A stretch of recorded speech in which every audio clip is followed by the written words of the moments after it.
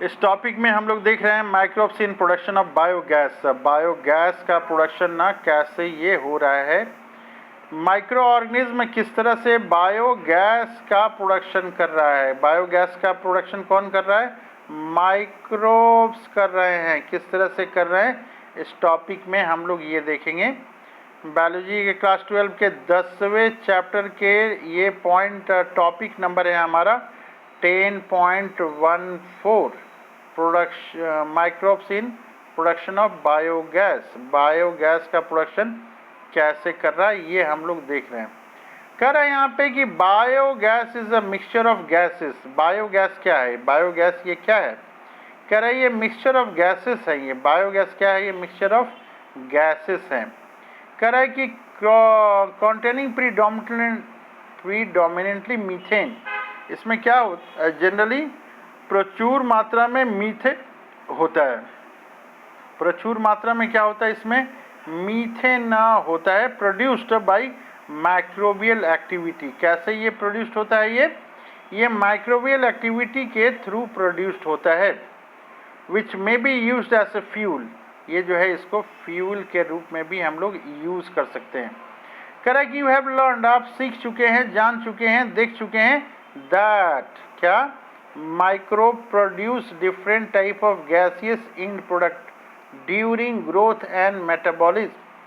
Microbes जो हैं ये प्रोड्यूस करती हैं, क्या प्रोड्यूस करती हैं माइक्रोब्स? गैसियस इन प्रोडक्ट ये यूज़ करती हैं। कब करती हैं? कब करती हैं ये? अपने ग्रोथ और मेटाबॉलिज्म के समय ये गैसियस इन प्रोडक्ट ये प्रोड्यूस करती हैं। कर type of gas produced depend upon the microbes and the organic substance they utilise. किस तरह का गैस वो उत्पन्न कर रही हैं, किस तरह का गैस। कर टाइप ऑफ गैस, किस तरह का ये गैस उत्पन्न करती हैं, ये डिपेंड करता है, किसके ऊपर डिपेंड करता है? कह कि ये माइक्रोब्स के ऊपर डिपेंड करता है। और किसके ऊपर डिपेंड करता है ये? कह कि ऑर्गेनिक सबस्ट्रेट्स दे यूटिलाइज। कह कि वो कौन सा ऑर्गेनिक सबस्ट्रेट है जो यूटिलाइज कर रहा है माइक्रोब, इसके ऊपर भी डिपेंड करता है कि कौन सा वो गैस देगा। कह कि फॉर एग्जाम्पल, कह कि in the example cited in relation to fermentation of dough, जो डो हो रहा था, चीज़ मेकिंग हो रहा था एंड प्रोडक्शन ऑफ बिवरेजेस हो रही थी। कह रहा है कि main gas produced was CO2 था, कार्बन डाइऑक्साइड। कह रहा है कि however certain bacteria which grow anaerobically on cellulose material produce large amount of methane along with CO2 and H2। कह रहा है कि दूसरे तरह के जो बैक्टीरिया हैं, सर्टन बैक्टीरिया, वो एनारोबिकली ग्रो कर रही हैं। एनारोबिकली किस पे? सेलुलोज मटेरियल पे, और प्रोड्यूस कर रहे हैं लार्ज अमाउंट, बहुत बड़ी मात्रा में। क्या प्रोड्यूस कर रहे हैं? मीथेन प्रोड्यूस कर रहे हैं। इसके साथ में वो CO2 दे रहे हैं और H2 दे रहे हैं। कह रहा है कि this bacteria are collectively called, इसको क्या कहते हैं? इसको मिथेनोजेंस बोलते हैं, मिथेनोजेंस। तो मिथेनोजेंस क्या है पूछेगा तो हम लोग को एक लाइन में जवाब देना पड़ेगा कि एनारोबिकली ग्रो करता है, सेलुलोज पे ग्रो करता है, प्रोड्यूस क्या करता है? मीथेन करता है, प्लस CO2 देता है, प्लस H2O देता है, तो इसको मिथेनोजेंस हम लोग बोलेंगे। करा कि वन सच कॉमन बैक्टीरिया और मिथेनोबैक्टीरियम, ये मिथेनोबैक्टीरियम है। आगे बता रहा है कि this bacteria are commonly found, ये कहाँ कॉमनली फाउंड करते हैं? Anaerobic sludge during sewage treatment में ये मिलते हैं। करें bacteria are also present in rumen, rumen में कहाँ है ये? र्यूमेन क्या है? ये र्यूमेन क्या है?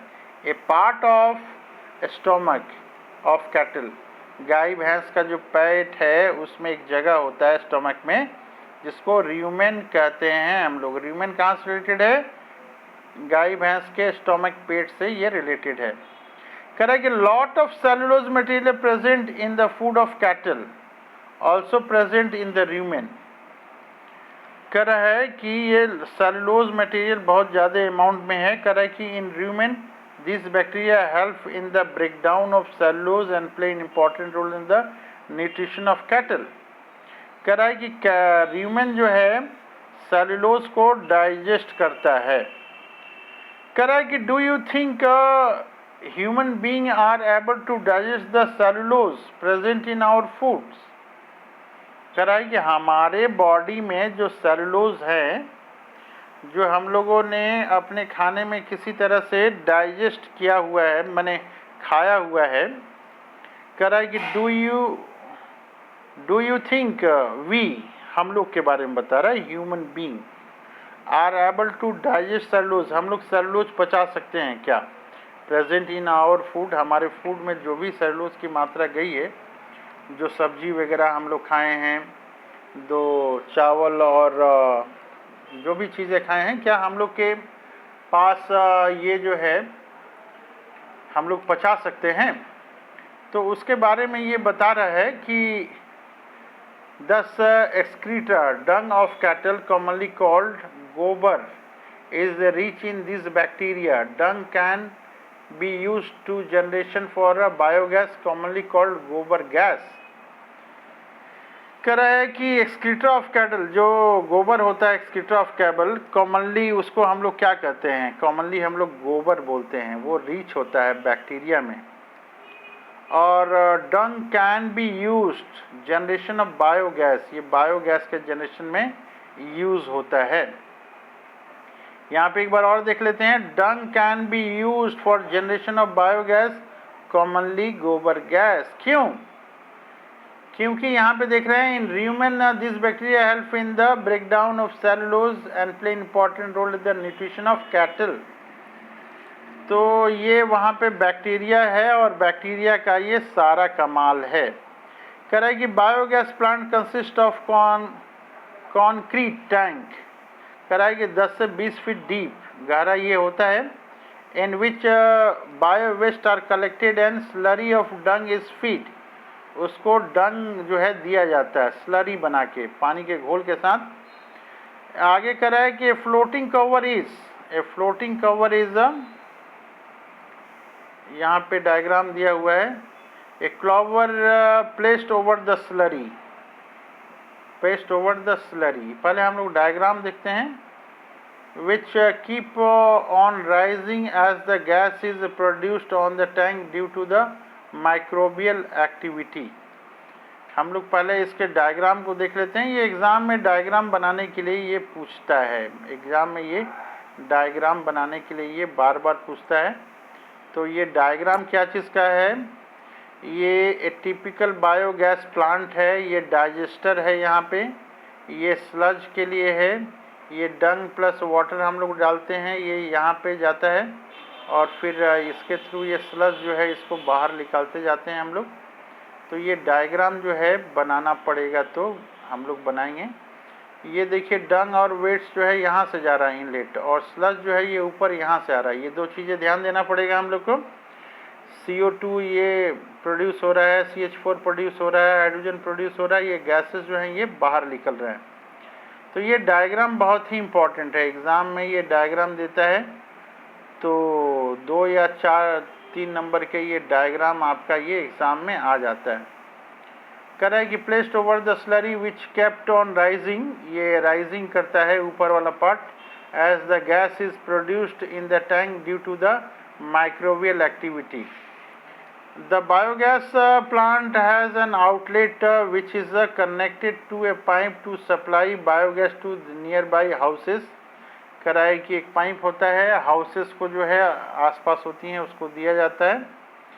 आगे बता रहा है the spent slurry is removed through the another outlet and may be used as a fertiliser, fertiliser के रूप में यूज़ किया जा सकता है।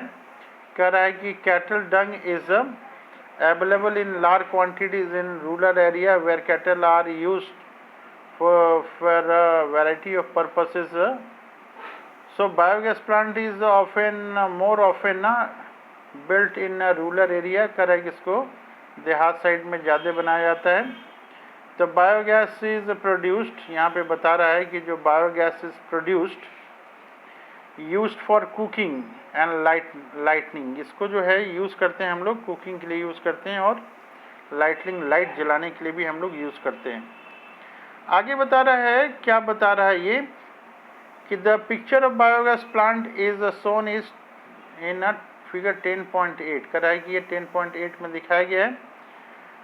आगे बता रहा है कि the technology of biogas production was developed in India mainly, किसके द्वारा ये डेवलप किया गया है? Due to the effort of Indian agriculture research institute AIARI and Khadi and village industry commission KVIC।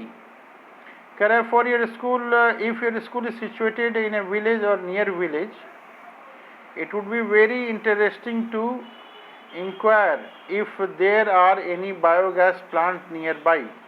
कह रहा है कि विजिट बायोगैस प्लांट, कह रहा है कि बायोगैस प्लांट पे विजिट करने के लिए कर रहा है, एंड कह रहा है कि लर्न मोर, वहाँ ज़्यादा अधिक सीखिए about it from the people who are actually managing it. कह रहा है कि संभव हो तो विजिट कीजिए, आप कहाँ विजिट कीजिए? बायोगैस प्लांट पे, और वहाँ के आदमियों से आप इसके बारे में ज़्यादा जानकारी लीजिए। तो ये एग्ज़ाम में पूछ सकता है IARI क्या होता है, इसके बारे में हम लोग देखेंगे।